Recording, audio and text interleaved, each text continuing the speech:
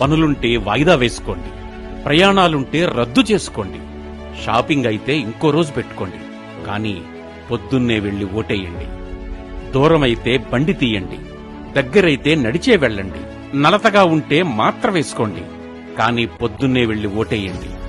Voter ID దొరక్కపోతే Aadhaar తీసుకెళ్ళండి, అదీ కనిపించకపోతే పాన్ కార్డు పట్టుకెళ్ళండి, కానీ పొద్దున్నే వెళ్లి ఓటేయండి. దినఫలాలు తర్వాత చదవచ్చు, వాట్సాప్ వీడియోలు వచ్చాక చూడొచ్చు, బ్రేక్ఫాస్ట్ ఓ గంటాగి చేయొచ్చు, కానీ పొద్దున్నే వెళ్లి ఓటేయండి.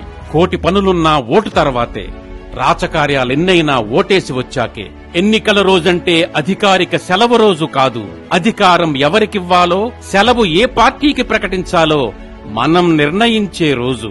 ఓ 5 నిమిషాలు వరుసలో నిలబడ్డానికి బద్దకిస్తే మొత్తంగా ప్రజాస్వామ్యమే వరుస తప్పుతుంది. ఎందుకు ఓటెయ్యాలి అని నోరు పారేసుకునే వాళ్లంతా 5 ఏళ్లు నోరు మూసుకుని బతకాల్సి వస్తుంది. మనం ఓటేయకపోతే ఎవరో ఒకరు గెలుస్తారు, కానీ మనం ఓడిపోతాం. బద్ధకాన్ని వదిలించుకుందాం, బాధ్యతగా ఓటేద్దాం.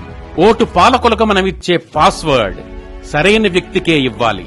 ఎలక్షన్లు ప్రపంచంలోనే అతి పెద్ద డెమోక్రటిక్ ఈవెంట్. తప్పకుండా పాల్గొనాలి. ఓటింగు క్రికెట్టును తలదన్నే ఉత్కంఠభరితమైన పోరు.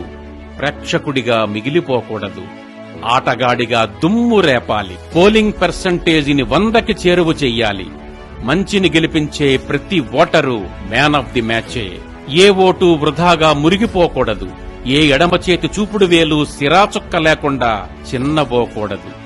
ఓటు మీకొక వరం, వదులుకోవద్దు. ఓటు మీదైన స్వరం, మౌనంగా ఉండొద్దు.